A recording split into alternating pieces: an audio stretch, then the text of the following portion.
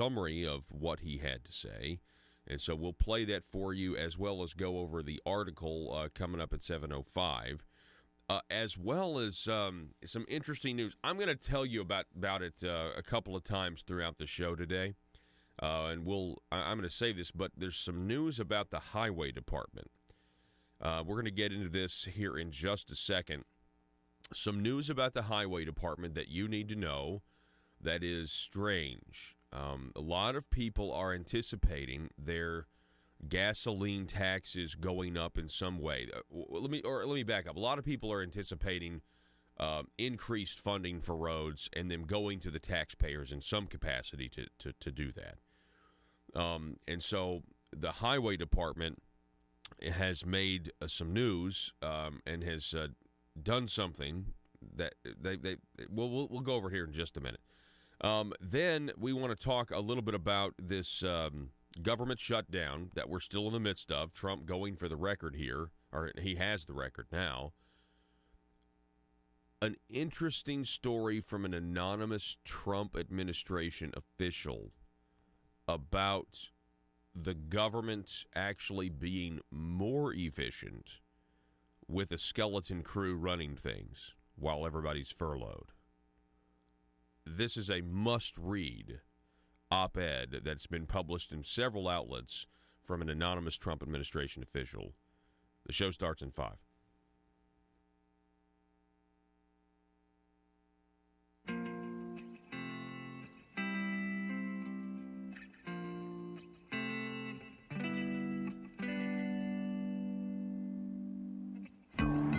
I think it's time we ask ourselves if we still know the freedoms that were intended for us by the Founding Fathers. They seem to be in full-scale retreat from spending cuts and are talking about raising people's taxes again. And I have only one thing to say to the tax increasers. Go ahead, make my day. If we lose freedom here, there's no place to escape to. This is the last stand on earth. Those who would trade our freedom for security have embarked on this downward course. Whether we believe in our capacity for self-government or whether we abandon the American Revolution and confess that a little intellectual elite in a far distant capital can plan our lives for us better than we can plan them ourselves. Conduit News Radio with Paul Harrell is on now. So this story, I don't know if it's up on the front page yet of Conduit for Action, but we're going to get to this story here about incredibly bad timing by an agency that is at this point demanding higher taxes on the people. Welcome to the program, by the way. This is hour number 1. You found the intersection of conservative ideas and reality.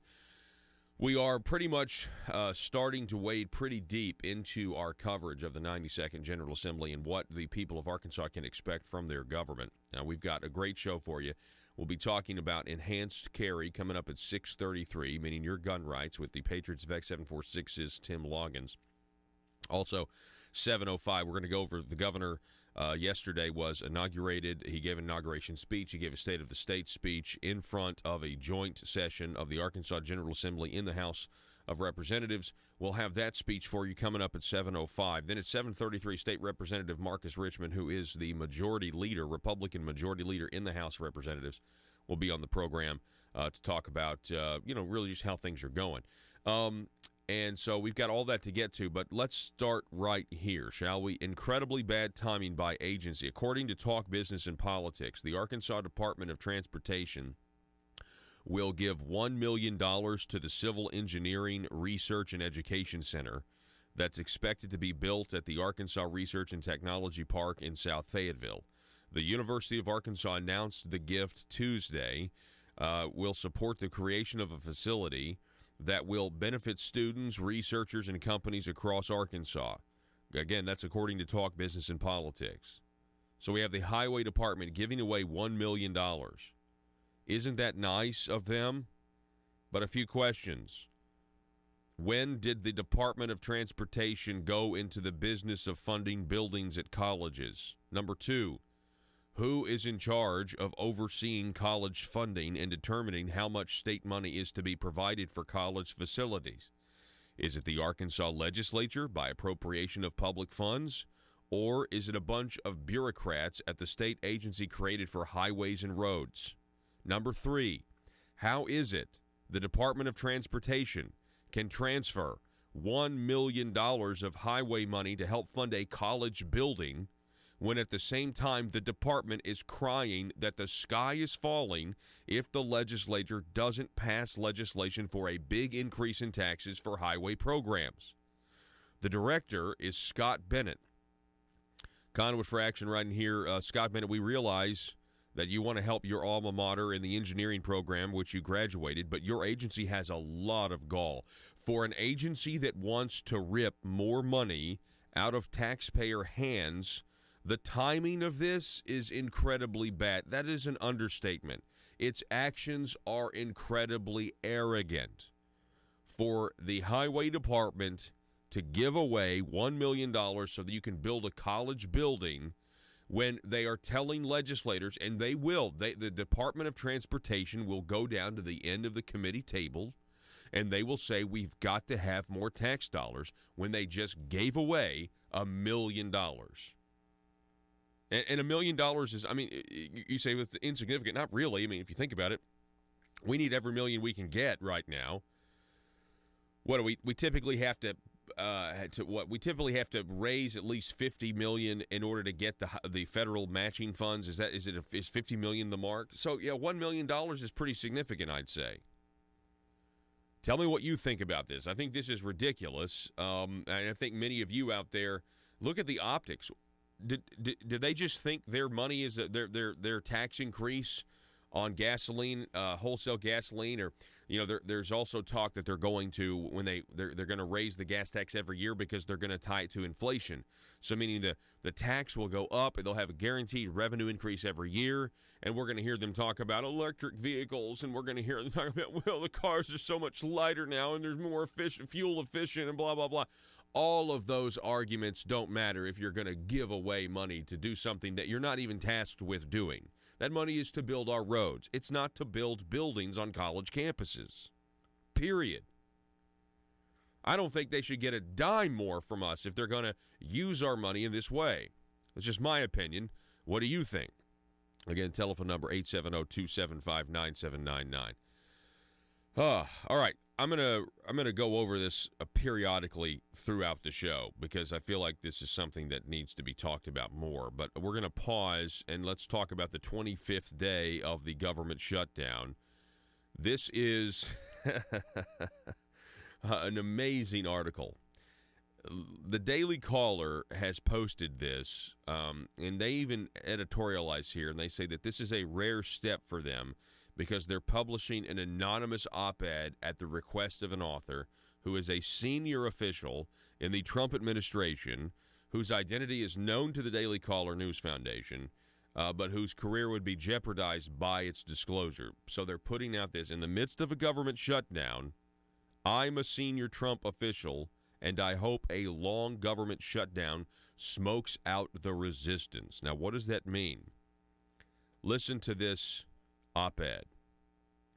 As one of the senior officials working without a paycheck, a few words of advice for the president's next move at shuttered government agencies. Lock the doors, sell the furniture, and cut them down. Federal employees are starting to feel the strain of the shutdown. I'm one of them. But for the sake of our nation, I hope it lasts a very long time, till the government is changed and can never return to its previous form. The lapse in appropriations is more than a battle over a wall. It's an opportunity to strip wasteful government agencies for good. On an average day, roughly 15% of the employees around me are exceptional patriots serving their country. I wish I could give competitive salaries to them and no one else. But 80% feel no pressure to produce results. If they don't feel like doing what they're told, they don't. Why would they? We can't fire them. They avoid attention, plan their weekend, schedule vacation, their second job, their next position. Some do this in the same position for more than a decade. They do nothing that warrants punishment and nothing of external value. That is their workday. Errands for the sake of errands. Administering, refining, following, and collaborating on process. Process is your friend, is what delusional civil servants tell themselves. Even senior officials must gain approval from every rank across their department, other agencies and work units for basic administrative chores. Process is what we serve. Process keeps us safe. Process is our core value. Takes a lot of people to maintain the process. Process provides jobs. In fact, there are process experts and certified process managers who protect the process. Then there are the 5% with moxie career managers. At any given time, they can change, clarify, or add to the process, even to distort or block policy counsel for the president.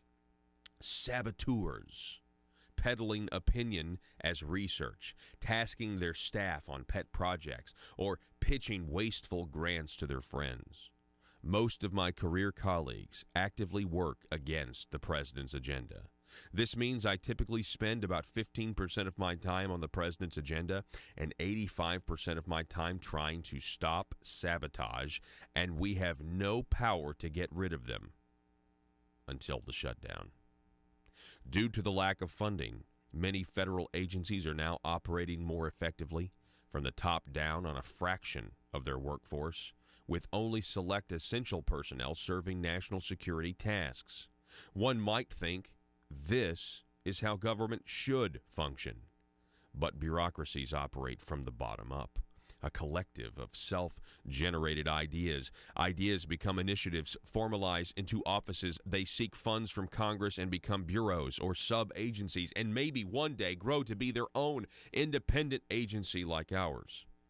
The nature of a big administrative bureaucracy is to grow, to serve itself. I watch it and fight it daily.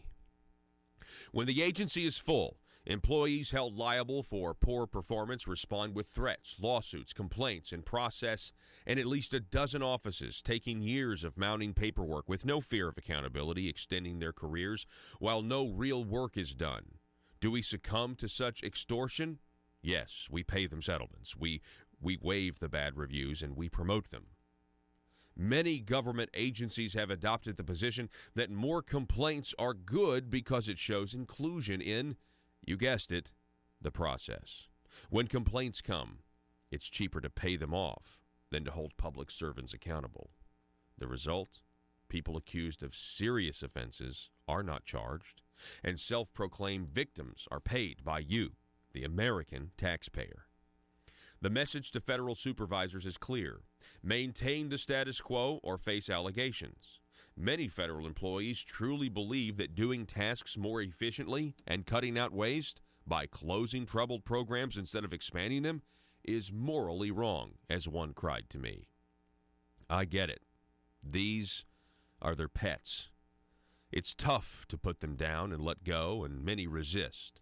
This phenomenon was best summed up by a colleague who said, the goal in government is to do nothing. If you try to get things done, that's when you run into trouble.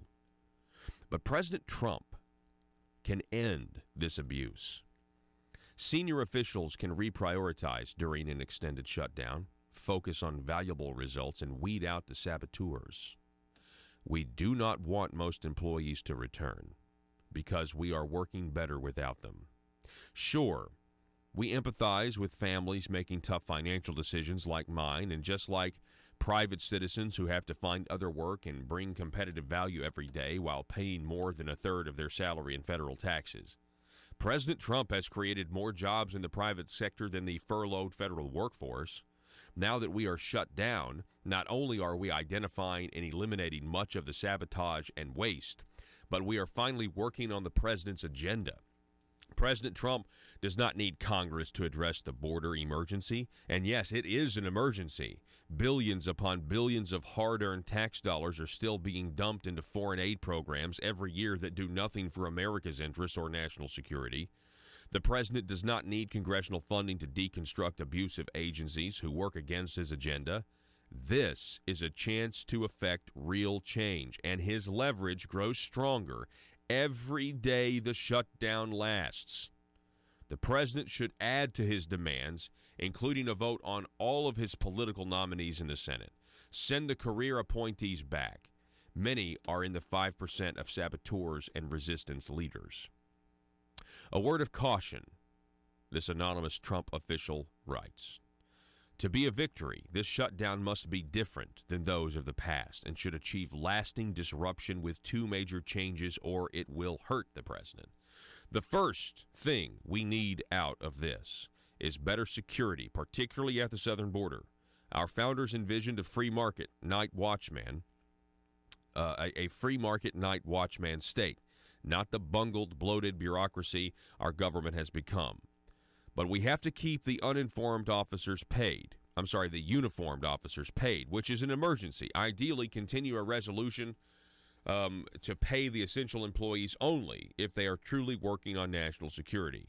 Furloughed employees should find other work, never return, and not be paid. Secondly, we need savings for taxpayers.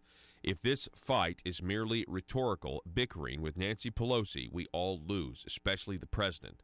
But if it proves that government is better when smaller, focusing only on essential functions that serve Americans, then President Trump will achieve something great that Reagan was only bold enough to dream. The president's instincts are right. Most Americans will not miss non-essential government functions. A referendum to end government plunder must happen. Wasteful government agencies are fighting for relevance, but they will lose. Now is the time to deliver historic change by cutting them down forever. The author, once again, is a senior official in the Trump administration. The Daily Caller says they know who it is, but they are keeping his name anonymous because obviously something like this would jeopardize someone's career. That is a take I have not heard. That, and who knows what's going on behind the closed doors? Who knows? The saboteurs that they're finding out now that they're not there and they're not being paid, and maybe they will go get other jobs somewhere else. I mean, I hadn't thought of it until that. And I think there's some people that are, this op-ed has kind of got down to a lot of different sources now, but pretty interesting stuff, wild stuff. We're going to take a break. In the meantime, Arkansas's own highway department that needs more money just gave $1 million to build a college building, and yet they want to raise our taxes to fund roads. Kind of sounds familiar, right? Back in a minute.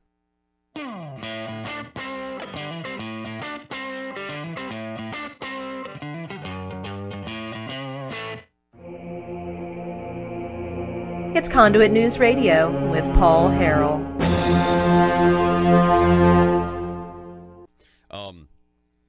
Did you read this thing on smart TVs? Business Insider, Ben Gilbert. There's a simple reason your new smart TV was so affordable. It's collecting and selling your data. How many of you out there have smart televisions? I mean, I've got one, right? Actually, sometimes it doesn't work very good, but I do have one. Folks, I want you to welcome back to the program to talk about this Michael Doherty. He's the director of the National Cybersecurity Society, board member at NetShield Corporation. And he's also the author of a book, The Devil Inside the Beltway, the shocking expose of the U.S. government surveillance and overreach into cybersecurity, medicine, and small business.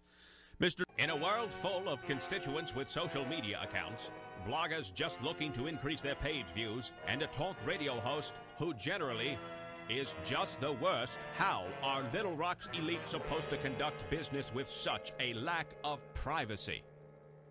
Introducing the 1835 Club, older and more refined than other clubs that claim discretion. The 1835 Club is for seasoned political veterans that want to conduct the highest form of aristocratic business with the public's money. Are you a schemer, Do you someday want a guaranteed flow of taxpayer money to support your business? Is it your dream to see the .gov domain at the end of your business website?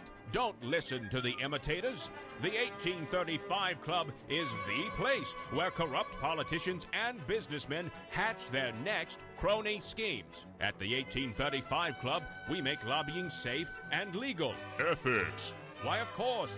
All business is done in an ethical manner. Just look for the sign above the door that reads, loophole. Are you tired of the Capitol Police restricting your access to the roof after a perfectly good night of drinking? The 1835 Club has libations and a perfectly good roof. Other crony clubs that promise discretion try to lure you in by advertising bars made out of aeroplanes. Well, at the 1835 Club, instead of an airplane fuselage, we've got a space shuttle. No, not a bar. We've got an actual space shuttle that makes a daily run to the moon so members of the 1835 Club can have some real privacy away from the bloggers and taxpayers. Are you an Arkansas aristocrat?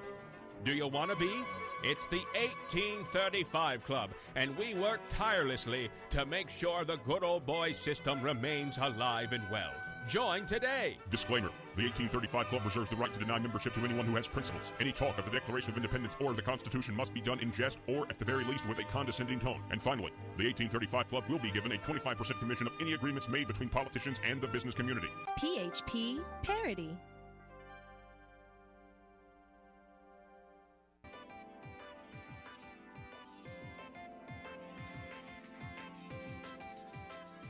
Conduit News Radio with Paul Harrell is building a liberty machine.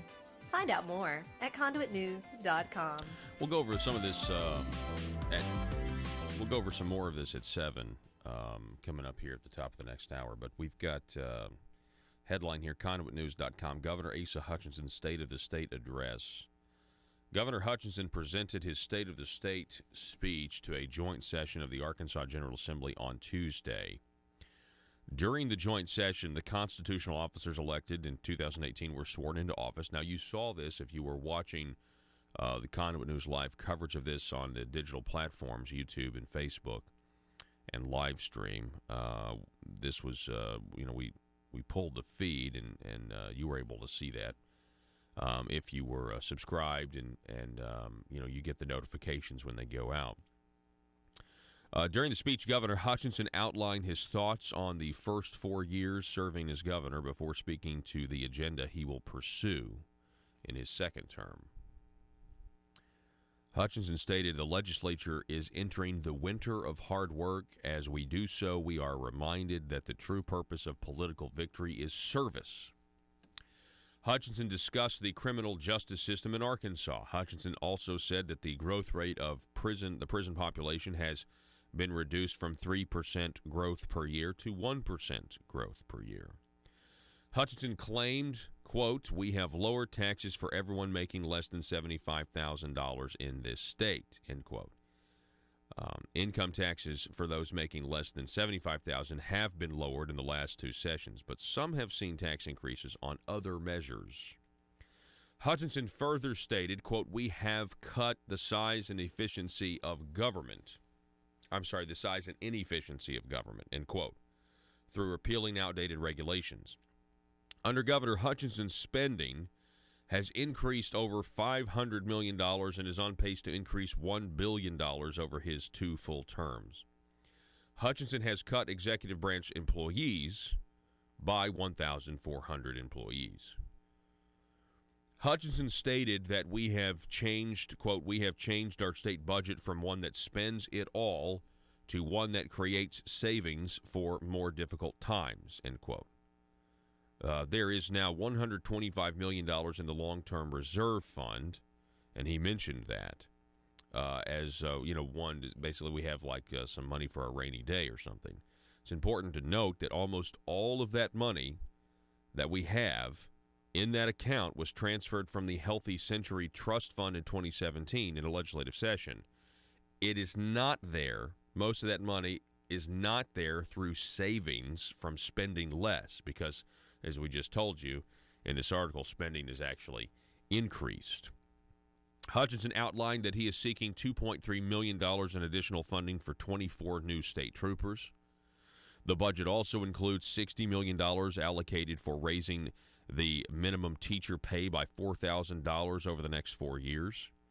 An increase of $1.1 million for the Division of Agriculture and $1.5 million increase for UAMS is also being proposed. In computer science classes in Arkansas public schools, enrollment has increased from 6,000 to 8,000 students. Hutchinson said that for goals for the future, it comes down to a growth agenda. He discussed the work of the tax task force that has met for the past 2 years and his income tax plan. He plans to reduce the top income tax rate in Arkansas to 5.9% over 3 years. In the first fiscal year, the income tax plan by itself would reduce revenue by $47.4 million. Hutchinson combined the Mike Beebe-led grocery tax cuts that are already passed and a low-income tax cut previously passed in his total projection of decreased revenue. However, under current draft legislation from the task force, there will be a net increase in taxes on the people when combining new income tax cuts with other new tax increase proposals. Very interesting numbers, very interesting math, where we did see this in the speech yesterday with the governor. In a lot of ways, at least they seem to be wanting to conform their interpretation based on the proper definition of what a tax cut is, which is less money going to the government. It seems like they're trying to make it fit that definition.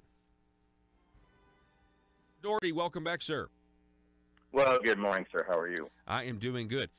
Sir, can you just tell us a little bit about, this smart TV? I mean, what do you know about smart TV? Is it really collecting all of our data, and are they selling it? And where does the government come involved here?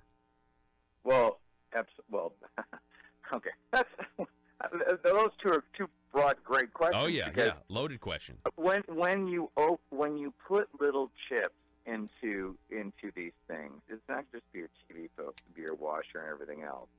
These companies are in really vicious, tight, low-profit, high-risk competitive markets, TVs especially. They look for any way possible to squeeze, as much juice out of the grapefruit as they can. Well, they do that by monetizing the data they collect on you once they start using their product. So they start learning how to drive cash flow after the point of sale. And so they want you to buy their product so they can make money off it later, so their price goes down up front so they can make a stream of cash later that ends up just data. Okay, and so the value of the data is how much they can sell to others to learn about how you buy, what you watch, what you're most likely to buy after. That's the type of analysis that is, people go, well, okay. The problem is that this data can be broadened, analyzed, packaged, labeled, and it might fall into the wrong hands. So this is the bigger picture is, what is the government doing about this? Well, not much, because they are so far behind. We have a culture in our federal government, especially, of no accountability. We have turned our government jobs into places you get to land and put tentacles down and they'll never get rid of you. And people that have jobs like that protect them viciously. And so when we have this technological, scientific issue of that we built this entire internet without enough security, and yet the people who are supposed to be protecting us have no accountability, so we have the wrong people with the protection. So we're in a quagmire. It's a tough situation, and it's happening so fast the American people aren't waking up fast enough. Are there any smart TVs out there on the market that don't have the capability or the companies that are not collecting and selling your data? I don't know about every company that isn't. I know it's a degree. I don't know that I can't say that every manufacturer is not. I could say that every manufacturer can, but some are. Vizio does it aggressively. They're known as high quality and low price. They go.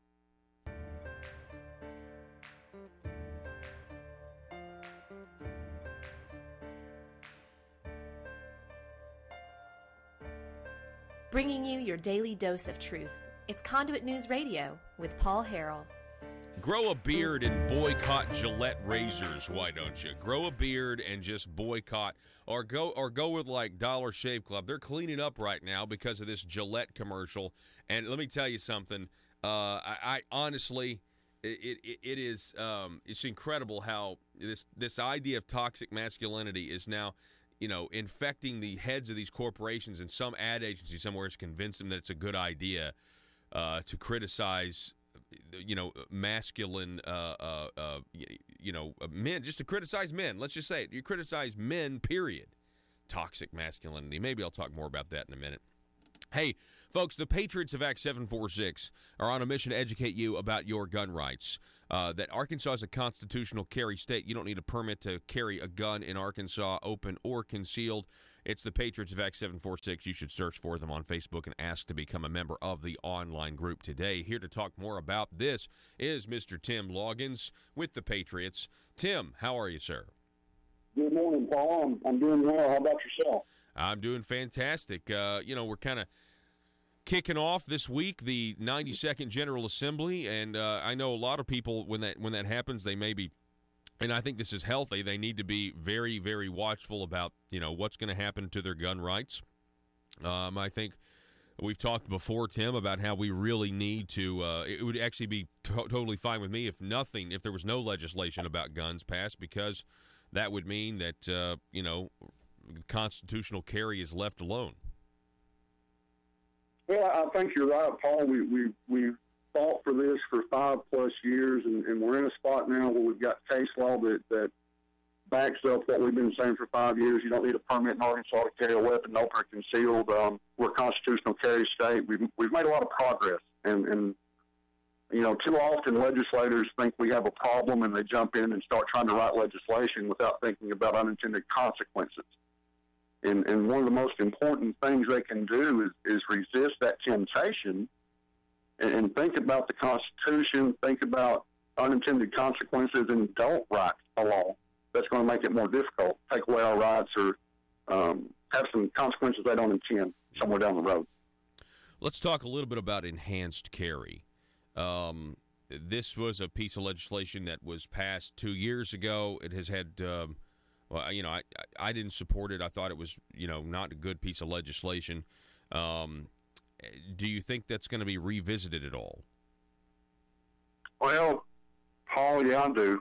Unfortunately, I'm afraid some are not going to be able to resist that temptation because the law is flawed. And so, therefore, they're going to feel the need to try to, fix it. Like you, I didn't support the enhanced carry. I do not support it as a bad law. It started out as a simple campus carry bill. Legislators wanted to expand where folks could carry a weapon and reduce gun-free zones, and that's a good idea. I support that concept. But the way they went about it was flawed, and so they tried to pass a law to fix bad laws, and they got another bad law. That's really what it boils down to, and it's a horrible law. It's one of the worst on the books. Say that again. Say that again, Tim. We were kind of having some technical difficulties. Go ahead. I'm sorry. I said it's one of the worst laws on the books in Arkansas, Paul. It's flawed. There's numerous conflicts in the law. It conflicts with other laws on the books, and it was a bad concept to begin with. Yep. Whenever you start out saying that good guys have to prove that they're good in order to carry a weapon, that does nothing to bad guys that aren't going to follow the law anyway. So it's a flawed concept. And quite honestly, Paul, I'm hoping legislators can resist that temptation, and we just need to repeal the law. It's not fixable. Mm-hmm. Well, and the problem with enhanced carry is, this was something that was done, I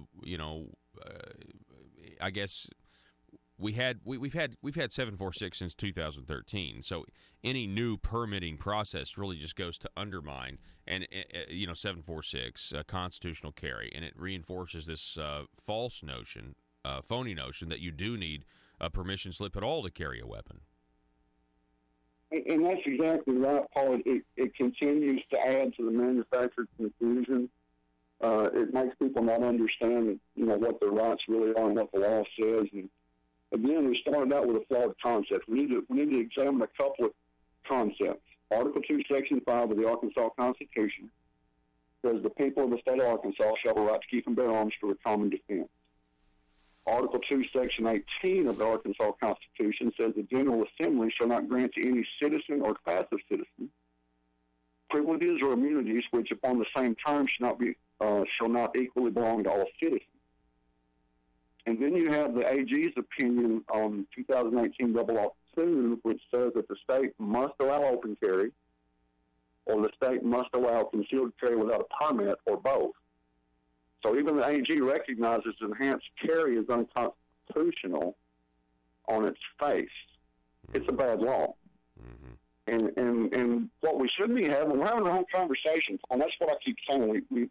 We have good intentions, but then we try to cater to the liberal left, the gun grabbers, and we start out from the wrong place. We have too many places in Arkansas that you can't carry a weapon by law.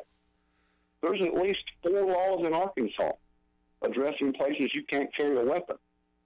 573, 119, 573, 122, 573, 127, 573, 306 if you have a permit, and then you got to look at 573, 322 to see the exceptions to all those 4 laws.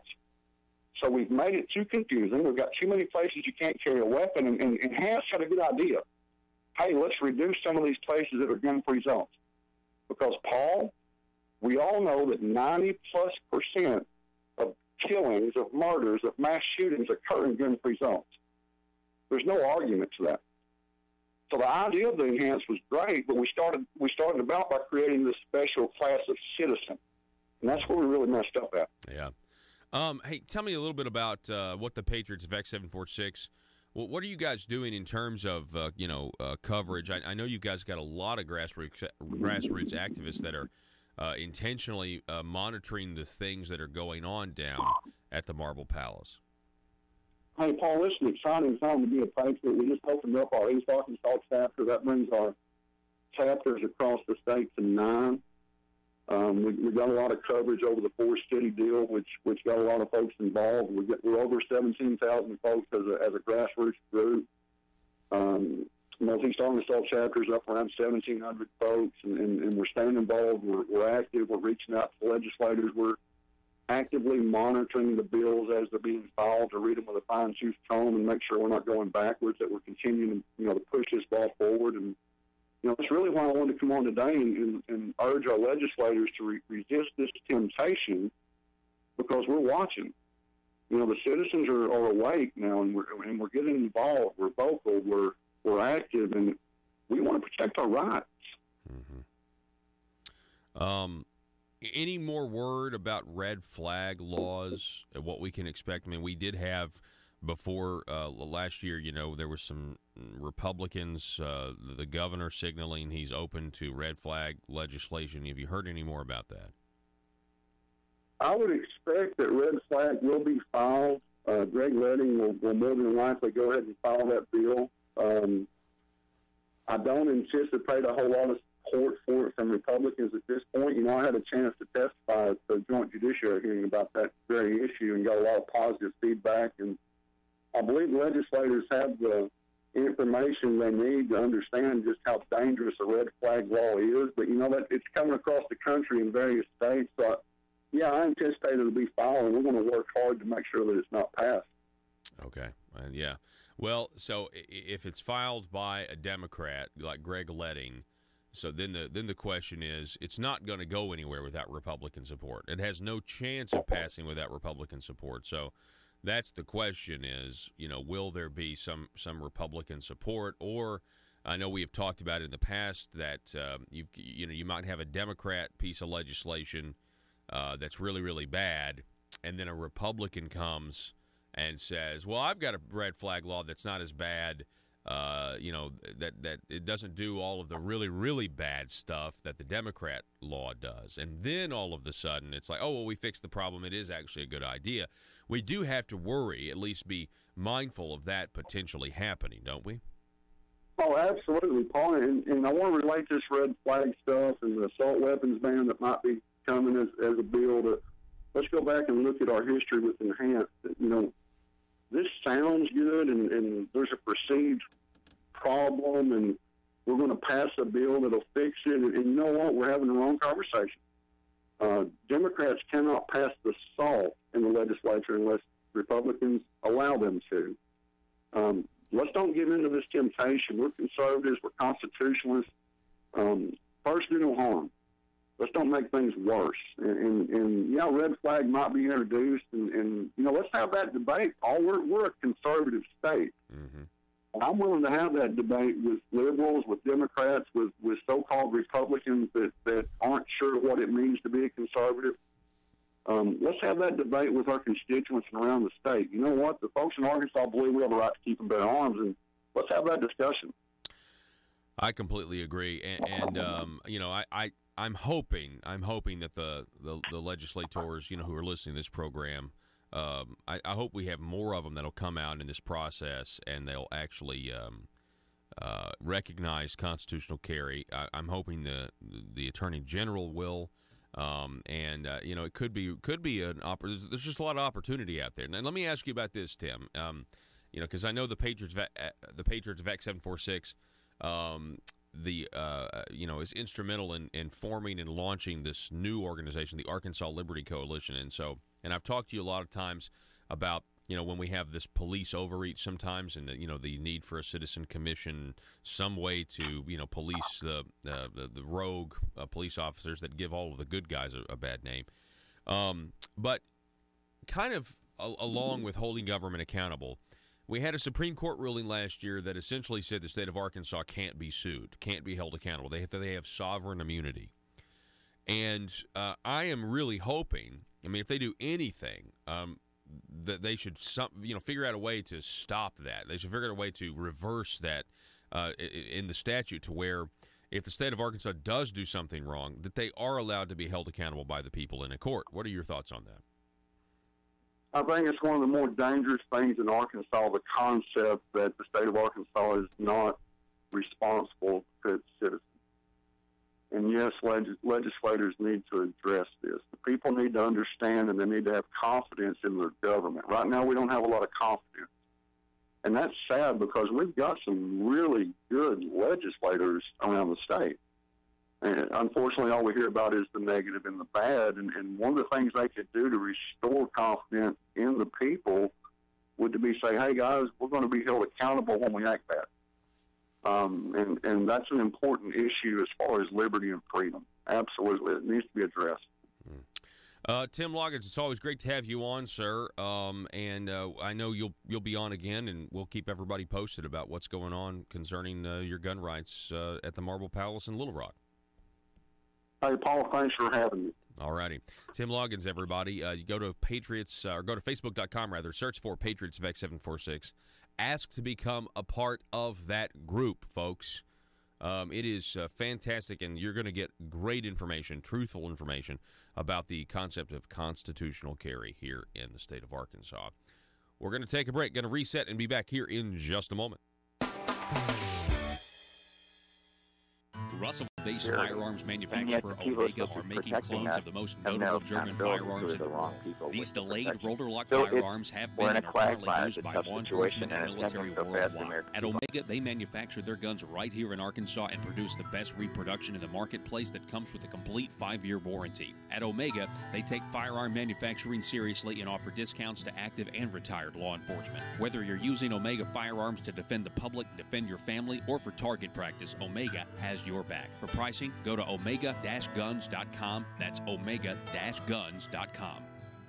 Are you a conservative-minded young person and want to let the world know about it? Are you tired of rolling your eyes as your professor regurgitates progressive, PC, neo-Marxist nonsense? Then you should interview on Conduit News Radio's Young Conservative segment and tell us about why you believe the way you do. Tell us how you came to be a conservative and what are your views on government. Now, if you're worried that your neo-Marxist professor may also be a right-wing talk radio listening masochist, then names can be changed to protect the innocent. It's the Conduit News Radio Conservative Future segment. To be interviewed, call 870-275-9799. That's 870-275-9799. If you're like me, You believe that small business is the heart of Arkansas's economic engine, and it should be viewed that way by the politicians in Little Rock. Conduit for Commerce also believes, like you and I believe, policies that achieve less regulation and lower taxation help small business in Arkansas thrive. Other policies like small, constitutionally consistent government and reducing citizen dependency on government keeps it from growing and expanding its influence on our daily lives. Conduit for Commerce works every day to educate the general public and legislators on these important priorities in the name of Arkansas small business. By the way, contributions to Conduit for Commerce are tax deductible. Log on now to conduitforcommerce.org and click on Contact Us on the right side of the page. That's conduitforcommerce.org. Go there now and learn the facts on protecting small business in Arkansas.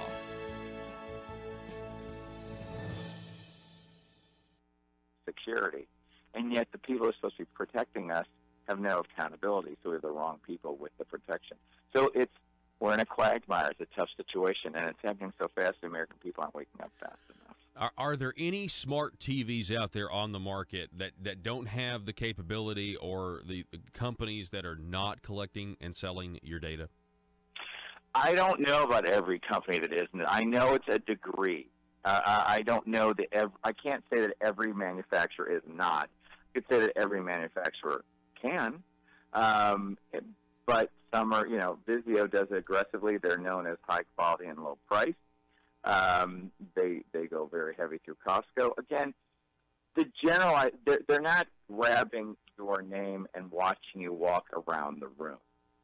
Okay, they're watching what you're watching and analyzing it and using areas of zip codes and income levels to take all. Bob Maloney here with a developing story from ASA News, The Parrot. China is coming to Arkansas. We go live to the press conference where the Communist Chinese executive is addressing Arkansans for the first time. Let's listen into the translator.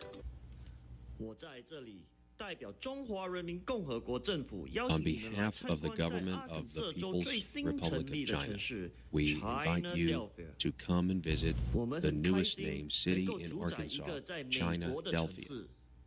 We are very pleased to own an American city. Our communist government is proud to do business with the mediocre state of Arkansas. We are happy to take your money and your trees and send the profits back home. The Communist government of China was pleased to learn the taxpayers of Arkansas are excited to contribute their money with the hope, if you build it, one day jobs will come. We are excited to take your fields of capitalism and turn them into fields of communism, where every Arkansan has nightly dreams of Mao. China is looking forward to our investment of $1 billion in what is now called Arkansas. We see this as an investment in our future, and that future will be called New Beijing. Chinese investment will make Arkansas a great place for jobs, as the People's Republic of China will succeed where the Soviets failed. As we build our roots deep in Arkansas, we are thrilled with the potential new ideas and advancement we will share with our people back home. Soon we will have the world's largest runway in the South China Sea, and we thank Arkansas for contributing to our noble cause. In closing, once we make China great again, all of you will see the glory of the revolution of Mao. And Arkansas, whatever you do, please never call the FBI. Paul Harrell, Parrot.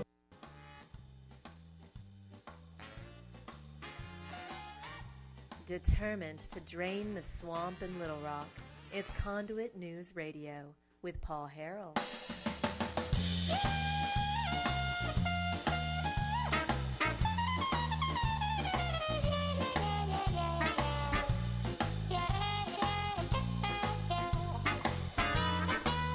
That's so funny. Oh, my goodness. Hey, folks, if you want to get updated throughout the legislative session, the 92nd Arkansas General Assembly, and you don't maybe have time to listen to the show 2 hours a day, or you don't have time to read every article, or you don't have time to, well, I think everybody has time to pop on over to YouTube and hit the subscribe button and click the little bell to receive notifications. That maybe that's just me, but if you want to stay more informed, Conduit is providing you with even yet another tool. We have still yet another tool for you, and it is the Legislative Alert System via text message.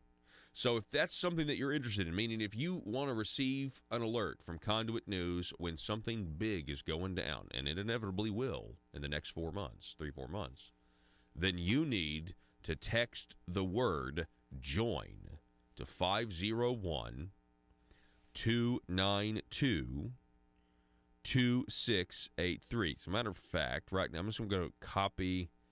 I'm going to copy this right here, and I'm going to go over to the Facebook live feed right now and go ahead and post it for everybody there so that they have the opportunity. So they've got, an easy way to do this.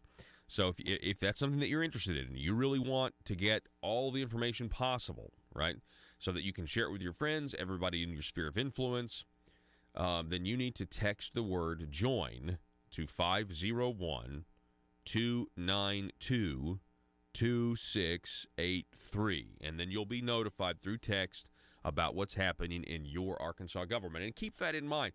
This is the only time, in a 2-year span, that the legislature has full constitutional authority to pass laws. This is when stuff, is going to happen that's going to directly affect our lives. These people down there, they're going to be voting, and the legislators, the reps, they are voting in our name.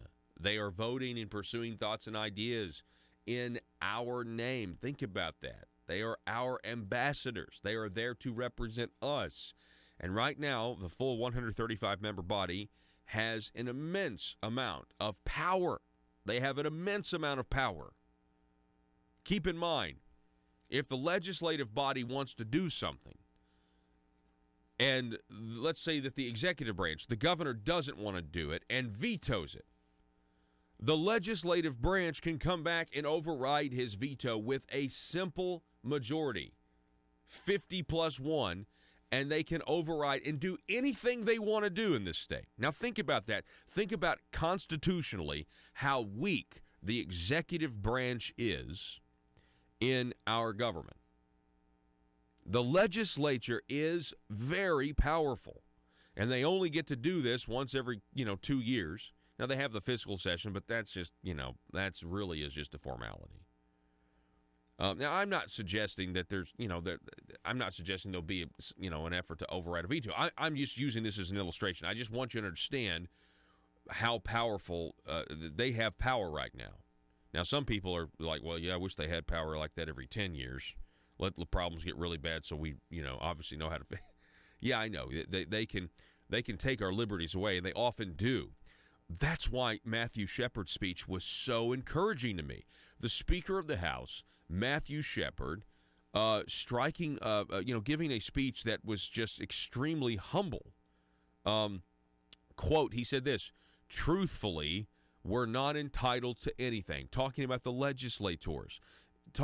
Saying that the power has gone, oftentimes the power of being a state representative goes to our heads, and we forget about the people back home. We think that us having a hard time politically is the same thing as somebody having a hard time making ends meet, or somebody tried to feed their family, or somebody going to work every day producing the tax revenue that makes funding government possible. Matthew Shepard's speech yesterday might be I think it's one of the best speeches I've ever heard given in that chamber. The tone was the tone rose above it wasn't just a speech to the members of the body.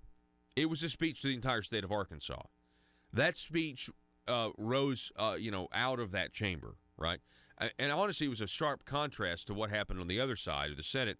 That was more of a speech that was much more internalized much more. It was given really just to the Senate by Senator Jim Hendren, and was more about, in my opinion, it was more about informing people, what the orders are.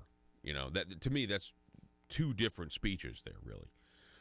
Oh, and by the way, all of that is up at conduitnews.com. We've got 3 new videos up at conduitnews.com from yesterday. We have Michael Dougherty from the cyber tech world, where he's talking about how your smart TV is spying on you.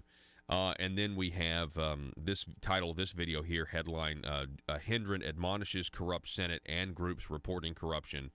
And then we have Speaker Shepard and his quote, truthfully, we're not entitled to anything.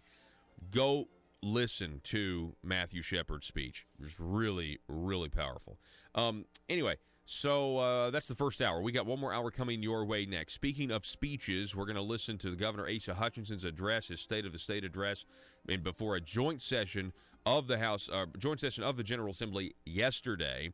Right after he gave that speech, he went to the steps of the Capitol and essentially gave the same speech, and kind of his inauguration address.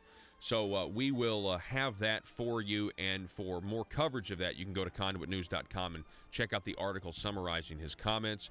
And in the bottom of the next hour, State Representative Marcus Richmond, who is the Republican majority leader in the House, will be on the program to kind of tell us what's going on.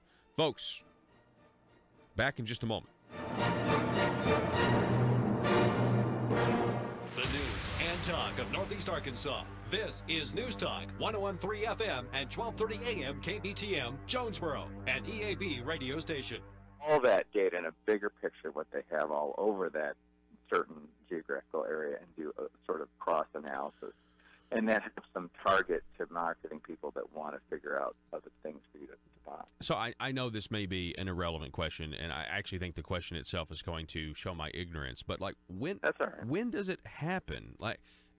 Is there obviously the smart TVs are connected to the internet the entire time? So is it constantly feeding the information, or is there a set time where? Well, you have to use the smart TV factors.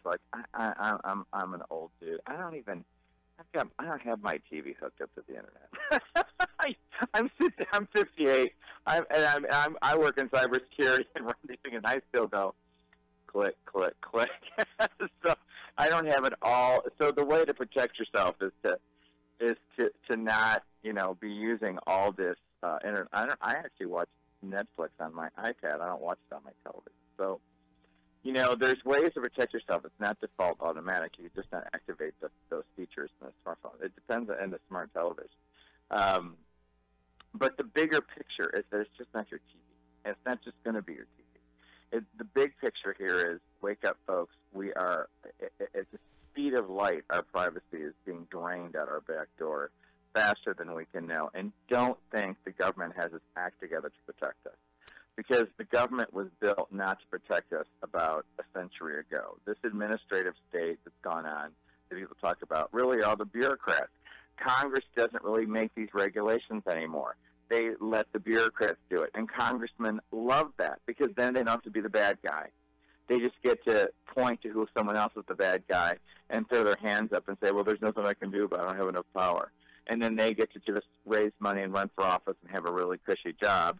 And the bureaucrats get to run the show. And that is what we have to understand, is they maybe were okay at it, and we didn't really know it's a problem in the last century. But with medicine and technology, not really caring about those people and not being controllable, now we realize that we have a lot of incompetence that we can't get rid of in the government, and Congress is not anxious to get rid of it. We're talking with Michael Dougherty from the National Cybersecurity Society. Michael, where does the government surveillance state come in terms of the incentive to be comfortable with what these private companies are doing? And actually, I'll reference back to the Snowden disclosures with the NSA and everything else. Some of those documents that he released, where you had the government that was subverting these private corporations, really blurring the line, asking for the keys to new software so that they would have access if they needed it. Obviously, we have the NSA data center out in Utah that we're told storing every communication, every text message, every phone call in case they needed it in some later date. Where does that come in? And is there an advantage in terms of, the violation of the Fourth Amendment? The government, there's some people in the government, maybe the deep state, that are totally okay with this and even want it and welcome this. Well, that's right. Look, knowledge is power and data is power, and that's the danger of having all these back doors. And we used to be able to say, well, the NSA is going to have, big pile, but they don't have time to go through all that. At some point, and this is the biggest concern that's to wake the American public up, at some point you have to rely on the government, and that's why the violation of trust that we're repeatedly seeing by these bureaucrats in all these agencies at the top is so concerning. The FBI is number one right now for what they're doing. When they turn around and decide to investigate a president because they don't like a decision that was going on, it is terrifying. These things have evidently long morphed into their own organisms long ago, independent, and that's scary because that's when politicized data gets used against you. Barack Obama did it. He had agencies turn over data to him that he had no reason to see, so he could analyze and use his political weaponization against certain areas that didn't have housing the way he wanted to have, for example. And so it's ultimately the American public is going to have to wake up to it and be educated by it and demand it change. I don't see anything else happening otherwise because, we don't have a media that defends us. That does not exist, unfortunately, and that puts us in a real disadvantage. Well, and I will also say, there's a lot of young people that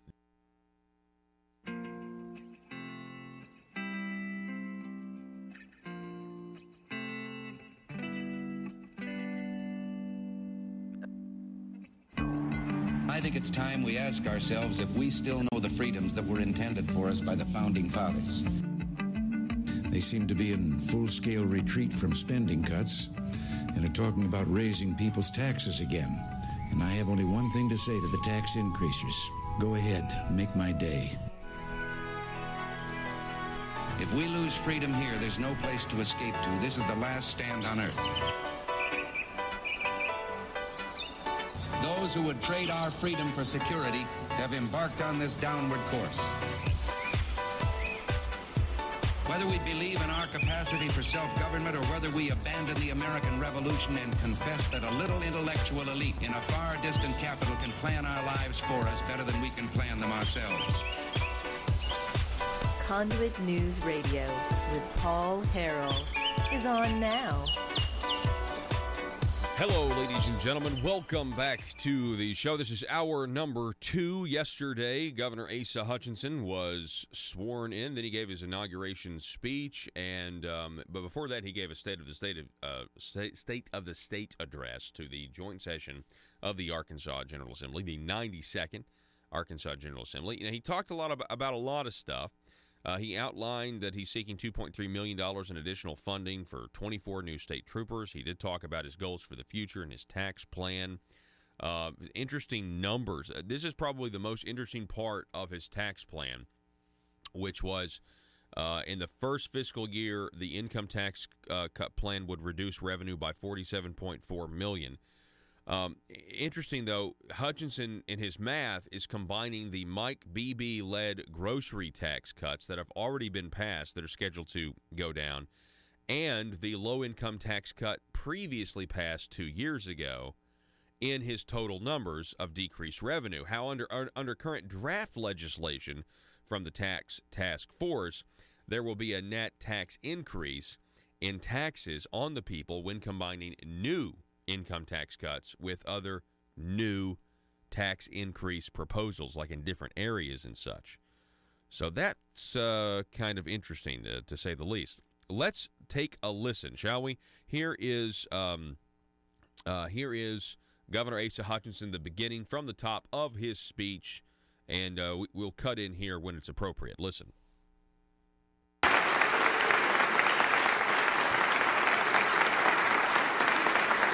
Lieutenant Governor Griffin, Speaker Shepard, President Hendren, Mr. Chief Justice, and honored members of the General Assembly. This is truly an occasion to celebrate. You are celebrating, we are celebrating, it's exciting. But it is also a time to reflect and to set a determined course for the future. As part of the celebration, I have my family here today. My wife, Susan, my son, Asa III, Sarah and Dave, my daughter and son-in-law, John Paul and Nubia, my son, and there they are, and then young Seth and Julia. Thank you for being here and a part of this. And then I have 4 grandchildren here today, Elabeth, Malcolm, Isabella, and John Pablo. Maybe John Pablo took a leave of absence because he's young. But it is a certain privilege, a special privilege to have my family here who have been along this journey with me, and it's important for them to share in this important occasion. As we convene today to begin a new term in office, we can rejoice that the election is over. The seasons have changed, and we are now entering the winter of hard work. As we do so, we are reminded that the true purpose of political victory is service. A simple but profound phrase: we serve the public. Not a party, not personal interest. We serve the public. Some of you may not be aware. You've been in my office, but maybe you have come directly to visit with me. But if you go in the door of my office and you look left, you will see a box. It is a shoe shine kit. And it is in my office, and it says, there's a plaque on there that says, "This is to remind you of your youth in Gravette." Because it was in Gravette that I shined shoes at Johnny's Barbershop as my first job. I shined shoes for 25 cents on shoes and 50 cents for boots because they were muddy. I have that in my office because it reminds me of my roots, and it reminds me of the dignity of work. And so, members of the General Assembly, during the session, come on by the governor's office and get your shoes shined. Now, as we consider the upcoming session, we also realize very quickly that there is nothing that we can do alone. It takes all of us working together for the people of Arkansas. And if we toil well and together, then this spring we will be able to see the first fruits of our labor. And in due time, we will enjoy the full harvest when good policy strengthens public confidence, and when good policy builds hope, and when good policy serves the cause of justice. Today, as is our custom, but it is very important, we began this new leadership with a prayer service at the Mosaic Templars Cultural Center. And justice was one of the themes of that ceremony. Later, we'll go out to the public inaugural ceremony, and we will have our poet laureate, Joe McDougall, read a poem that I commissioned on the theme of hope in Arkansas. And I believe that we will all agree today that Arkansas is an amazing place to live, raise a family, and build our own special future. It hasn't always been easy. Arkansans have had our share of challenge and difficulty. The most challenging time was during the Great Depression. During that time, we were poor, but we did not lose population. Our population did not decline. People stayed here because poverty was all over the nation. That was the 1930s. But when the economy boomed again after the war, the jobs out of state offered better pay. Between 1940 and 1960, over 150,000 people left our state. Some of our best left for Michigan, California, and Chicago. And now the trend is reversed. People are moving to Arkansas from California, Michigan, and Illinois, and we are retaining our homegrown talent. Our population is now over 3 million people and growing every day. The lesson is that if people follow opportunity and pursue quality of life, they're going to come to Arkansas. We have it all here. That is why we work hard to be competitive in our tax rates, to compete for industry and businesses located in this state, to build a technology sector, to expand tourism, and to improve access to the arts and to education. As evidence of these new opportunities, we have moved more than 65,000 Arkansans over the last 4 years out of poverty and into work. They have jobs and they're making more money. And fewer Arkansans are on Medicaid, and fewer are having to rely upon the important safety net of SNAP and other benefits. It's because they have more opportunity. And we have proven that we can lead in entrepreneurship, agriculture, global retail trade, and technology education. Before we forge into the future today, it is important to note what we have accomplished together. Together, we have reformed our child welfare system.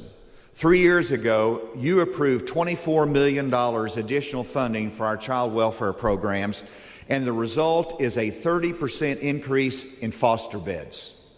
The result is 22% increase in caseworkers. The result is nearly 1,000 fewer children in foster care.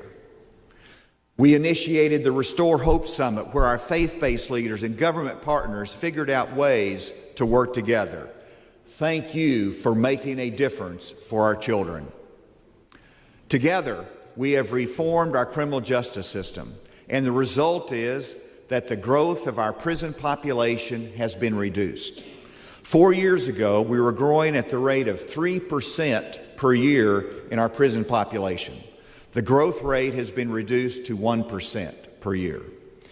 We have invested more in reentry centers to give people a second chance in life. More than 1,200 inmates have graduated through our reentry facilities, and this results in a lower incarceration rate, more people working, and a reduced burden on our taxpayers. We want to give people a second chance in life after they have paid the penalty for any wrongdoing. And I am proud of our employers who give them a chance. One illustration is Stephen Edwards. He's an example of a person who got a second chance and is succeeding. Stephen was convicted of first-degree murder at the age of 16. He spent nearly 20 years in prison. During that time, he got his GED, he earned a diploma from Ozarka College, he earned a bachelor's degree through correspondence from Ohio University. Stephen became the first inmate in our correction system to accomplish those educational goals while incarcerated. The parole board gave Stephen a second chance and reduced his sentence. He moved to Marion, where his first job out of prison was at an eye care clinic. A patient heard his story and hired him to teach GED classes at the Juvenile Center in West Memphis. Then he started a lawn care company with 2 push mowers from Walmart. Now he has 80 clients, owns his own home, pays taxes, and tells his story at teen summits. Stephen Edwards got a second chance. We need to give everyone who is willing to change and contribute that second chance in life. 4 years ago, we had a scholarship lottery that was declining each year in the amount of scholarships for our students. We transformed the lottery from an independent agency into part of the Department of Finance. The result is that we have cut the administrative costs, and the lottery student scholarships have grown by 26%. They have increased from $72 million in 2015 to over $91 million this last year. That's effective government work that we did together.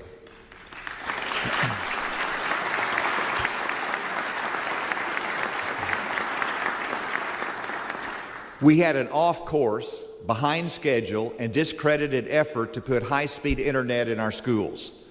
We didn't let it ride. We changed courses and built the Arkansas Public School Computer Network. At that time, we became one of only 6 states in the country to fully deploy the highest broadband internet to every school in our state.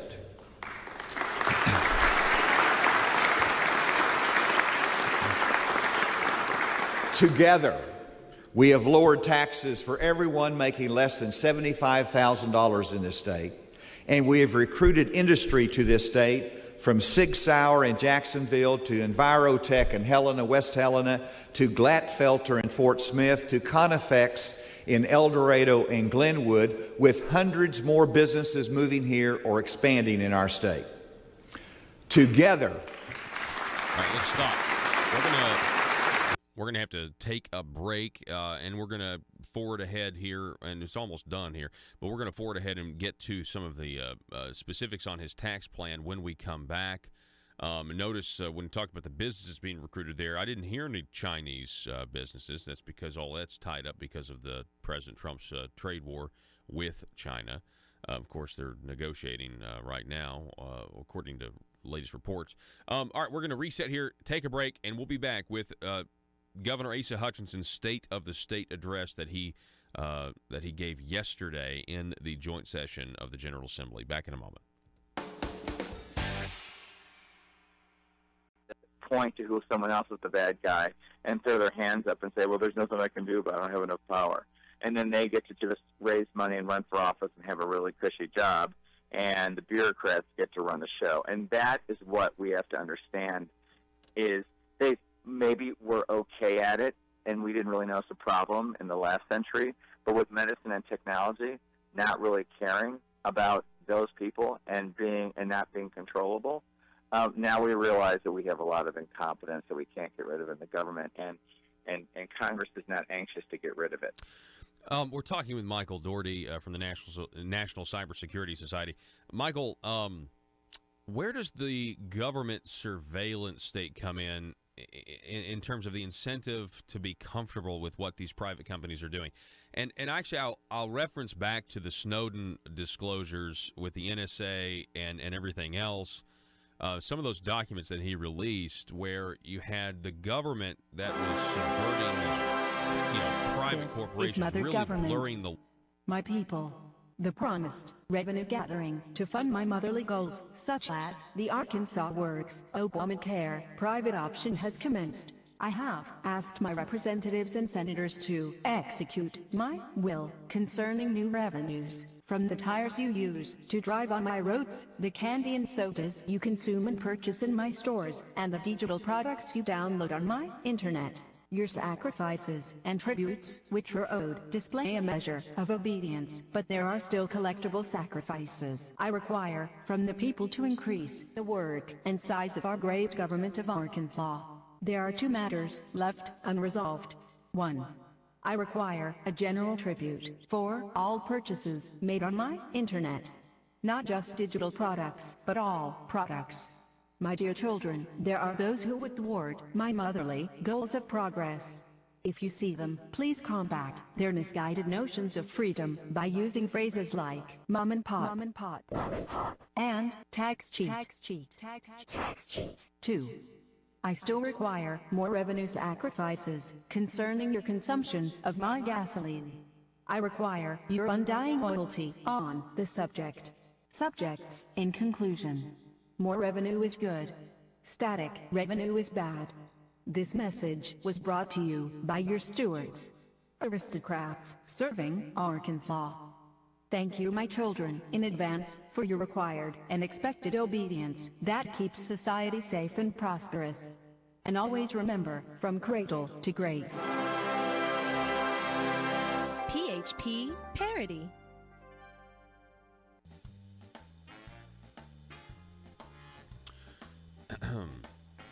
Exposing the truth and everything the Marble Palace establishment keep trying to cover up.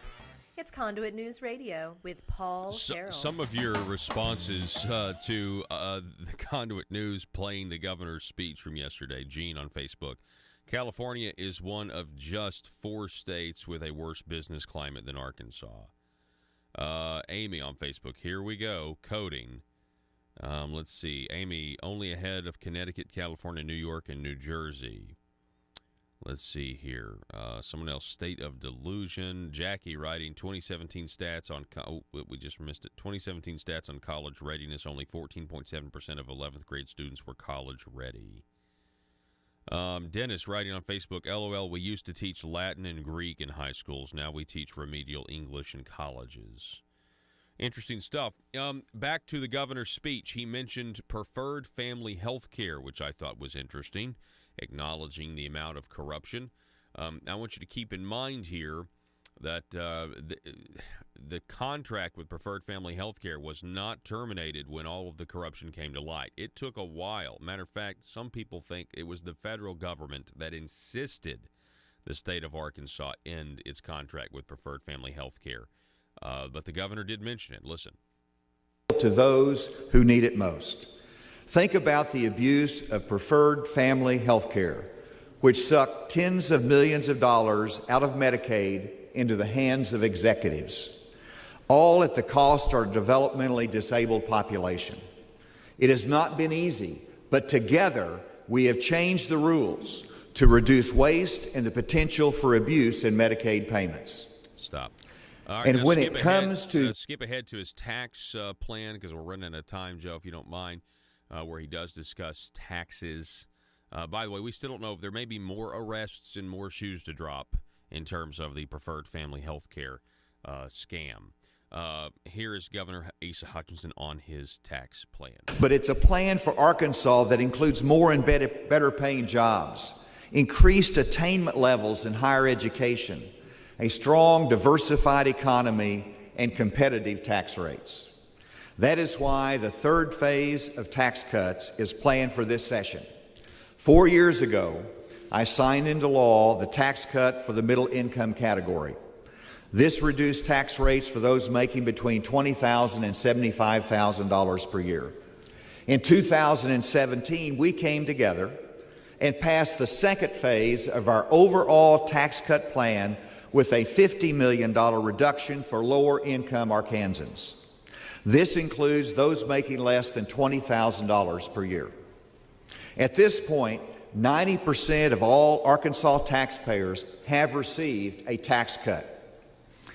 But we have more to accomplish. I applaud the work and recommendations of the Legislative Task Force that worked for 2 years in analyzing and making recommendations. And while I wanted to simply flatten the rate for all taxpayers to 5.9% over the next 4 years, the task force wisely said we should also simplify the rate structure and to raise the standard deduction for taxpayers. The result is a plan that we call the 2-4 5.9 plan. It will set Arkansas on a path to be competitive with our surrounding states, to attract new investments and talent in our state, and to continue our vigorous economic growth.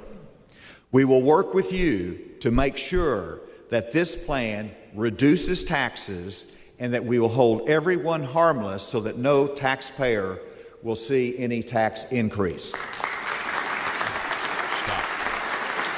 That's a big deal. We will work hard to ensure that no taxpayer will see any tax increase. That's a very, very black and white statement. Keep going.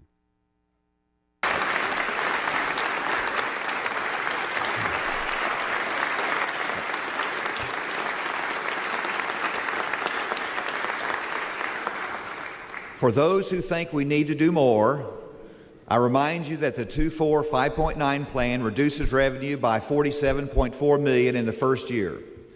But everyone should also note that in the same year, we will be reducing the grocery tax by $61 million, and then the low-income tax goes into effect. That's $50 million.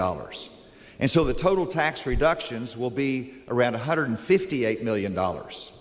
Now, for those who are concerned about the tax cuts and meeting the other needs of our state, please note that in the last 4 years, we have cut taxes carefully. All right, stop. And we have continued to invest in... We're going to run out of time here, but did you hear that math? I mean, he kind of blew through that math. The income tax plan just by itself would decrease revenue by $47.4 million. But then what did he do? Hutchinson, in his math, is now including the Mike Beebe grocery tax cut that is already part of the law, scheduled to go down. So he's adding that to the revenue reductions, as well as the low-income tax cut that is set to go into effect from 2 years ago. That's already happened. And that's where he's getting his number of $100 plus million in decreased revenue, which really means that they're trying to, that they agree with the definition of what a tax cut is and what a tax cut isn't. They're trying to make their math fit the definition that we all agree of what a tax cut really is. But if you look at current draft legislation from the task force, it is clearly, according to the math, a net increase in taxes on the people when you combine the new income tax cuts he's proposing with the new tax increase proposals that go along with it. The operative word here is new legislation, not using the old legislation. But, hey, I mean, that is certainly, I mean, you know what? It's math. It is what it is. It's math. You got to, if you've already looked at the criticism of what is being proposed, the only thing that's going to save you is to try to find a different number somewhere else that's not a part of the equation. What do you think about this? Very, very crafty, for sure. Very, very crafty. Folks, we'll be right back with State Representative Marcus Richmond. Don't go anywhere.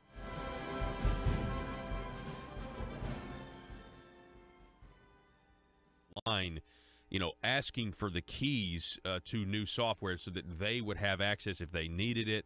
Obviously, we have the NSA data center out in Utah that we're told, storing every communication, every text message, every phone call in case they needed it in some later date. Where does that come in? And is there an advantage in terms of,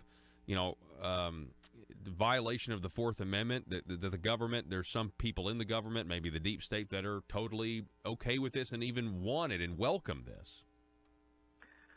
Well, that's right. Look, knowledge is power and data is power, and that's the danger of having all these back doors. And we used to be able to say, well, the NSA is going to have, a big pile, but they don't have time to go through all that. At some point, and this is the biggest concern that's to wake the American public up, at some point you have to rely on the government, and that's why the violation of trust that we're repeatedly seeing by these bureaucrats in all these agencies at the top is so concerning. The FBI is number one right now for what they're doing. When they turn around and decide to investigate a president because they don't like a decision that was going on, it is terrifying. These things have evidently long morphed into their own organisms long ago, independent, and that's scary because that's when politicized data gets used against you. Barack Obama did it. He had agencies turn over data to him that he had no reason to see, so he could analyze and use his political weaponization against certain areas that didn't have housing the way he wanted to have, for example. And so it ultimately, the American public is going to have to wake up to it and be educated by it and demand it change. I don't see anything else happening otherwise because, we don't have a media that defends us. That does not exist, unfortunately, and that puts us in a real disadvantage. Well, and I will also say, there's a lot of young people that don't have a problem with it. They love the instant gratification, the technology. And then if you ask them the question about privacy, they will say, well, I'm not doing anything wrong, so I have nothing to worry about. Have you ever heard that mentality expressed by anybody? Oh, sure, all the time, and that's a logical deduction when you don't understand the bigger picture. And when we don't have news organizations that explain the bigger picture, they don't get it. Why would they? Why would we get it? How can you, just because you use a computer doesn't mean you're a computer expert. Just because you fly on Delta doesn't mean that you can fly the plane. So, and we don't have a government that's protecting us or educating us on this. They're exploiting us. So they'll learn and then they'll be outraged, and then I wouldn't surprise me if we had a much more, anti-government and more conservative political climate.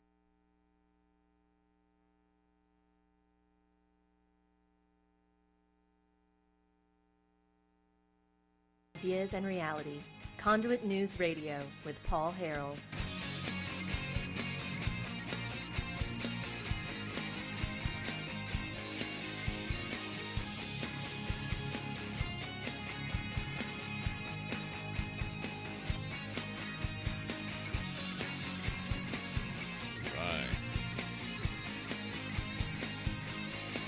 Welcome back, folks. Telephone number 870-275-9799. Hey, please welcome back to the program. We've got State Representative Marcus Richmond, Republican Majority Leader in the Arkansas House of Representatives. Marcus, thanks for coming back on, sir. Oh, my pleasure, Paul. It's always a pleasure to talk to you and your listeners. Thank you. Yeah, about some of the things that are going on in the state of Arkansas. I know it is always great to have you on, and of course, you guys have kicked it off right, and the 92nd General Assembly is underway. Let me ask you this. Speaker of the House, Matthew Shepard. I said earlier, I think that's one of the best speeches I ever heard, especially the part where he was really just urging members to stay humble. What were your thoughts on his speech? Well, I agree with you on that. I mean, I listened to it. He didn't preview it or anything like that to anybody that I'm aware of, and it was sincere. It was presented. I've known Matt for a long time, but I've really got to know him here in the last few months. He's a dedicated individual. He truly wants to make a difference. And as you know, in Little Rock, with politics and everything as it is, it's not always easy. The easy is always hard, and the hard is always almost nearly impossible a lot of times. And so, I thought that he really set the proper tone for us trying to move forward and take care of the folks here in the state of Arkansas. I agree, and the part, I think the Arkansas Democrat Gazette, they clipped out a portion of a speech, and it was a good portion, a good quote, but they left out the part right before, which we played on the show the other day, where he talked about how the people have entrusted you guys with the preservation of their liberty, and I thought, wow. I don't know when the last time I've heard that, talking about, hey, we're here to preserve the people's liberties. I felt like that's such a positive message. It was, and it's absolutely spot on with what we need to do.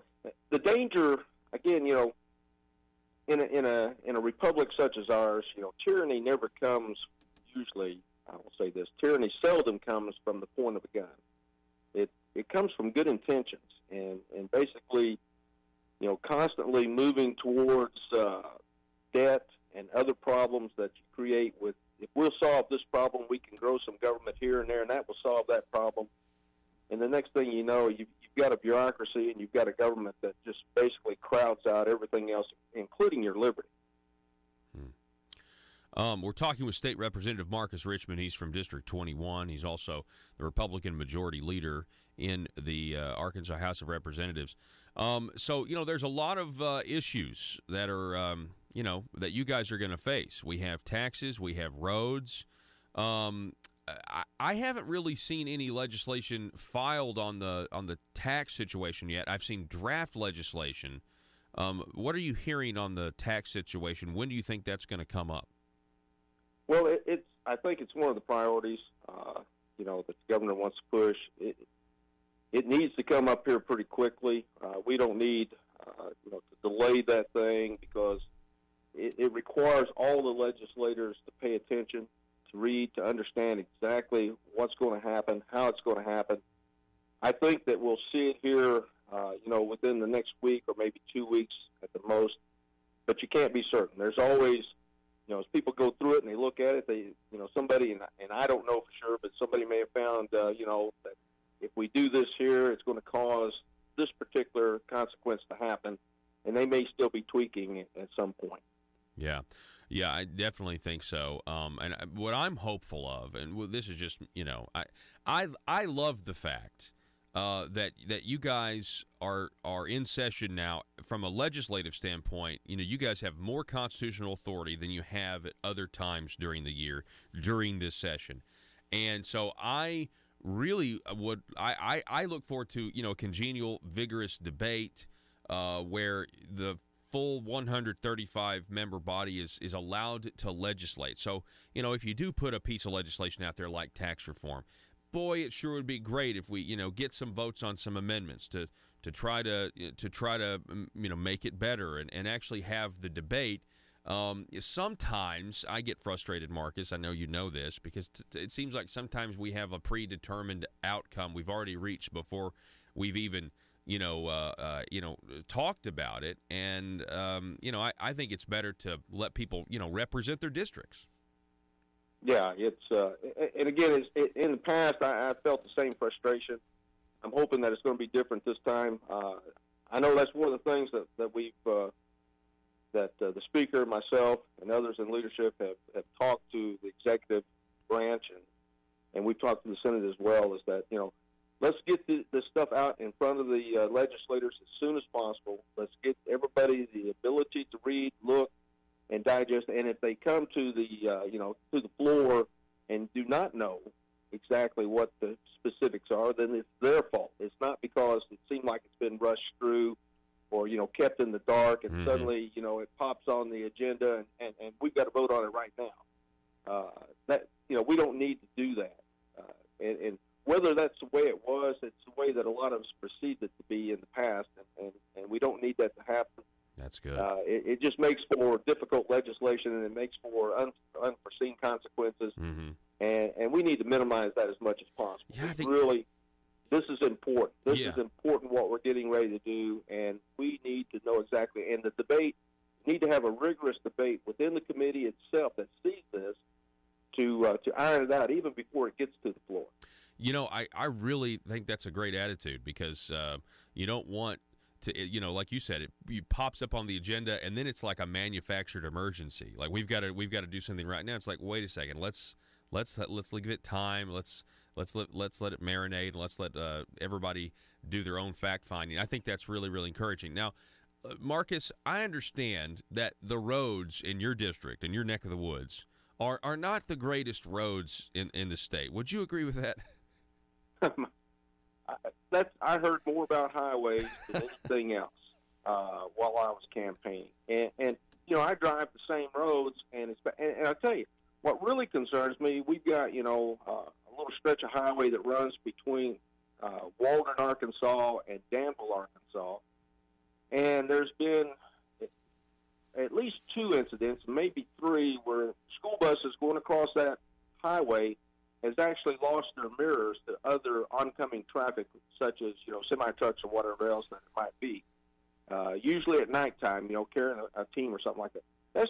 That's just too darn dangerous. We've got to do something about that. The problem is, what are we going to do? And you have one group that says the only way to solve this is that we've got to increase the tax on consumption somehow. And then you have another group such as myself and several others that are looking, no, let's don't immediately jump to that conclusion. Let's go through the complete process. Let's look at every asset of revenue that we have, including general revenue, and go completely through the process and see what's there, what can be used, whether or not we can move it from here to highways, whether things like car batteries and tires and stuff like that, the sales tax, all that. Can we do that? Can we move that through? And then if the answer is no, because of some great problem that it's going to create somewhere else, at least then I can go back and say to the people, this is why we had to do it this way. And then the other thing, if we're going to do it, if we're going to have to raise taxes on gas, and I may be the only one that thinks this way, but I don't think that's true. But if we're going to do that, let's do it in the legislature. Let's just not pass it out to the people and say, well, we'll let the people decide. Let's go ahead and take responsibility. Let's own it, because it's the physically responsible thing to do. Anytime you pass it to the people to make a decision, you have to do it as a bond issue, and that increased the cost. You're not only generating money, but you're increasing the cost to the people because you got to pay the interest. Wow. Yeah. And then that would avoid that argument of, well, I'm not for the tax increase. I'm just for letting the people decide. Because that's always a cop-out that is used as like a shield. And it's like, wait a second, that you still support it if you're voting. You know what I mean? I've never bought that. But yeah, it's true. And here's the thing: if we have to go that route at some point, and basically there's just no way to come up with revenue, at least partial revenue or something else, then let's own it. Let's just go ahead and own it and say this is what we had to do in order to get the highways up into a better situation. I mean, and then let the people decide if it was the right thing or not the next election cycle. Yeah, when you're actually voting for state reps and state senators. We're talking with State Representative Marcus Richmond. Now, on that, Marcus, there's a story that I have. It was up at, I think, Conduit for Action this morning. Headline, Incredibly Bad Timing by Agency Demanding Higher Taxes. It references a Talk Business and Politics report that the Arkansas Department of Transportation is giving $1 million to the Civil Engineering Research and Education Center that's expected to be built at the Arkansas Research and Technology Park in South Fayetteville. This was announced by the University of Arkansas as a gift, and it was announced yesterday. And it's kind of got some people thinking, because, the Highway Department is asking for more money, and they're asking for potentially, hey, we need more revenue from the people. And yet, since when did the Department of Transportation, why are they in the business, Marcus, of now building college buildings when we need roads? I can't think of a worse optics than that. I mean, in reality, whether or not I don't know enough about this. This is news to me, so I can't comment too much on it, other than it's poor optics at this particular time, especially that maybe it's something that's absolutely going to increase efficiency at some point somehow, but I don't know. It's just bad timing to do this. Yeah. At this particular, hey, we've got so much money, we can give money over here to some other thing that doesn't seem related at all, and it might be a really smart thing to do. But we don't know it as legislators. I haven't, maybe somebody. I mean, I don't know if you guys appropriated that money. I don't think you did. I think this was bureaucrats deciding to spend the money, which is kind of, I don't know, counterintuitive. But Marcus Richmond, I know you're real busy. I know you got a lot of stuff to do. But real quick, anything else that's kind of on your radar right now? Well, I tell you, it's going to be there's going to be the transformation, trying to reduce the size of government. We're hoping that actually I say reduce the size of government. That's my hope, but reduce the number of agencies. That's going to be harder, I think, than what people realize at this point, because all government is excessive except the government that provides me my service. And when you start reaching out and touching this, if there's somebody affected in some district or something, then someone's going to get a call, and the next thing you know, you've got several calls, and there'll be resistance. But I believe it's the right thing to do. I think we need to move that way, and I'm hoping that we can also pass some legislation separately from what is happening with transformation that's going to create the ability to maybe save a little bit more money. That part of this whole process is, you also are going to consolidate, but you're going to look at saving a certain percentage or whatever it might be. We've talked about that with some of the folks in the legislature, and hopefully we can move towards that and see some real cash turn back from the spending that goes on with these agencies. Yeah, that'd be great to find some savings. State Representative Marcus Richmond, sir, it's always great to have you on, and I'll see you in Little Rock. All right, you take care of yourself, Paul. Appreciate it, and you guys have a great day. All right, you too, sir.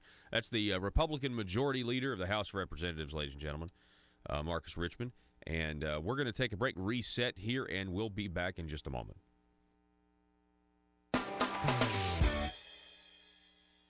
Russellville-based firearms manufacturer Omega are making clones of the most notable German firearms in the world. These delayed roller lock firearms have been and are currently used by law enforcement and military worldwide. At Omega, they manufacture their guns right here in Arkansas and produce the best reproduction in the marketplace that comes with a complete 5-year warranty. At Omega, they take firearm manufacturing seriously and offer discounts to active and retired law enforcement. Whether you're using Omega firearms to defend the public, defend your family, or for target practice, Omega has your back. For pricing, go to omega-guns.com. That's omega-guns.com. Are you a conservative-minded young person and want to let the world know about it? Are you tired of rolling your eyes as your professor regurgitates progressive, PC, neo-Marxist nonsense? Then you should interview on Conduit News Radio's Young Conservative segment and tell us about why you believe the way you do. Tell us how you came to be a conservative and what are your views on government. Now, if you're worried that your neo-Marxist professor may also be a right-wing talk radio listening masochist, then names can be changed to protect the innocent. It's the Conduit News Radio Conservative Future segment. To be interviewed, call 870-275-9799.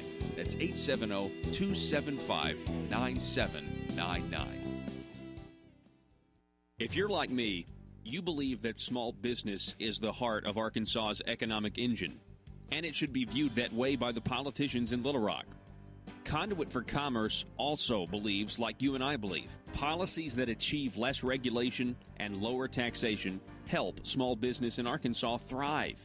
Other policies like small, constitutionally consistent government and reducing citizen dependency on government keeps it from growing and expanding its influence on our daily lives. Conduit for Commerce works every day to educate the general public and legislators on these important priorities in the name of Arkansas small business. By the way, contributions to Conduit for Commerce are tax deductible. Log on now to conduitforcommerce.org and click on Contact Us on the right side of the page. That's conduitforcommerce.org. Go there now and learn the facts on protecting small business in Arkansas.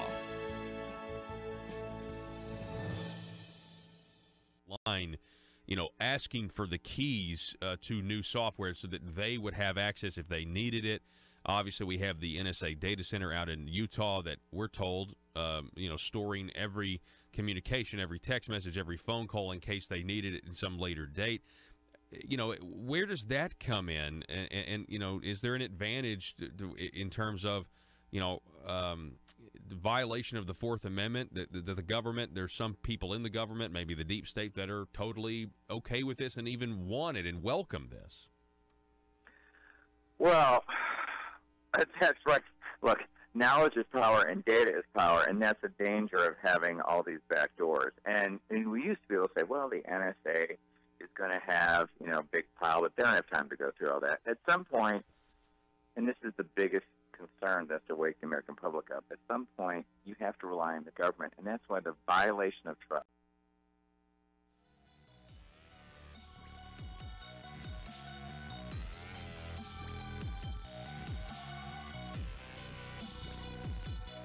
Need your daily news fix? Don't forget to tune in to Conduit News Radio with Paul Harrell.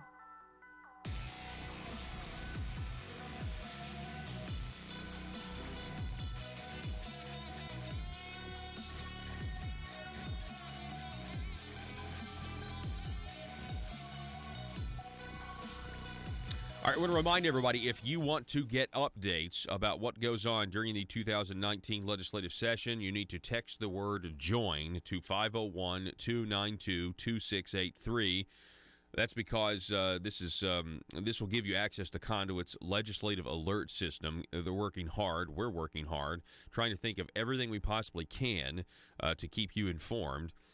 Tracking legislation that affects you throughout the 2019 legislative session. So if you want those messages, just feel free, text the word JOIN to 501-292-2683. We're going to picking up here. Can we go ahead and listen to the rest of Governor Asa Hutchinson's speech? I think we're at the tail end of it from yesterday, his State of the State address. Listen.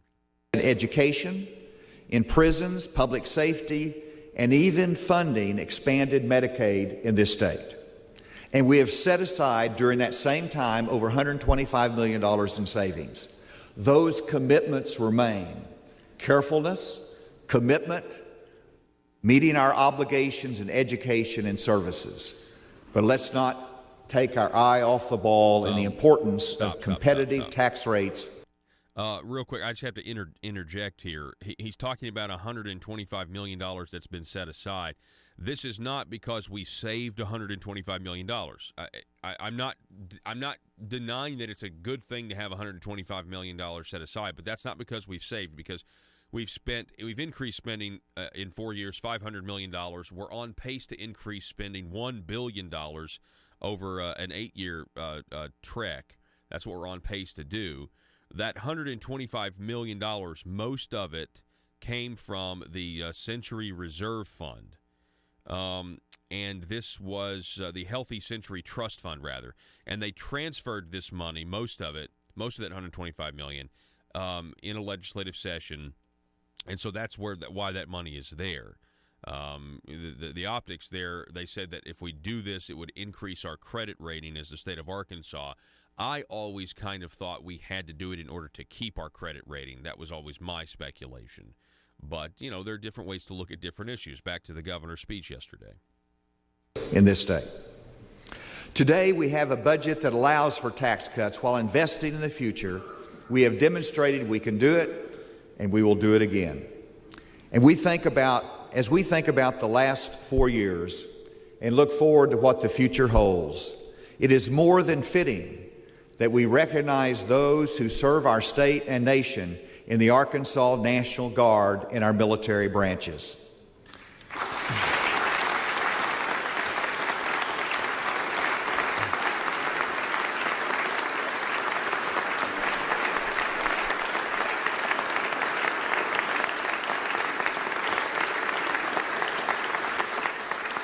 Without their leadership and service, we could not get the job done in terms of security and services in times of natural disaster in our state. Thank you, men and women, for your service. 32 years ago, I had the opportunity to meet with President Ronald Reagan in the Oval Office. It was my first time in the White House, so I was trying to memorize everything about it. As I was in the Oval Office, I noticed on the President's desk 2 mottos. They caught my attention. One was, "It is amazing what can be accomplished when you don't care who gets the credit."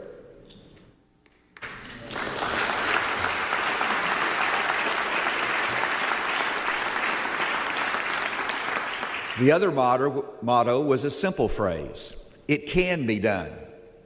And so when I think about how hard it is to transform government, we need to remind ourselves, it can be done. When I worry about reaching agreement on a new highway funding plan, let's remind ourselves, it can be done. And when we ponder the requirement of a 3/4 vote for lowering and simplifying our income tax rates in Arkansas, let's remind ourselves, it can be done. When I look at the need to raise minimum teacher pay in Arkansas, we know that it can be done and it must be done. Let me add one phrase as I conclude today's remarks. One phrase to the President's desk motto, and that is, together it can be done. Thank you, and may God bless this General Assembly, the work ahead, and the people of this great state. Thank you. That's the conclusion of Governor Asa Hutchinson's State of the State address yesterday. He then went to the front steps of the Capitol where he delivered another speech quite similar to this one. His inaugural address, I guess, is what they're calling that one. So that is, pretty interesting. There's a lot of stuff there. There was a guarantee. Well, I mean, to me, the guarantee was, he's going to work hard. What was the exact quote, Joe? We need to get it. We've got a transcript of this coming. It had to do with no new taxes. Let me see here. I have it written down here in my text messages. No taxpayer will see any tax increase. That's what he said. No taxpayer will see any tax increase. Also, we got for the first time, a glimpse at some different numbers, at least according to the governor. He is calculating the first-year impact of his tax proposal by taking into consideration the grocery tax cut from Mike Beebe, as well as old tax legislation, not the new stuff that's being proposed, which is very, very interesting, to say the least, because, over at Conduit News, we've reported that there's a net tax increase. According to draft legislation, there's a net tax increase being proposed when you try to when you accept the definition of what a tax increase or tax cut is, which is more or less money to the government and to the people, respectively. So anyway, we're going to continue to monitor the situation. The 92nd General Assembly has sure kicked off, and now the debates will begin on the plethora of issues there are to discuss, to talk about. In the meantime, if you haven't already, you need to sign up for the Conduit News updates. You can do that. You can text JOIN to 501-292-2683. And in the meantime, throw all your Gillette razors away and grow a beard. Don't buy Gillette. Don't buy Gillette. I don't know if you guys have seen that commercial, but that is the most offensive commercial in the world. It'd be the equivalent of Tampax making a tampon commercial for, and degrading women and being like, women can do better. Quit nagging so much. Tampax. Can you imagine if they did that? Can you imagine?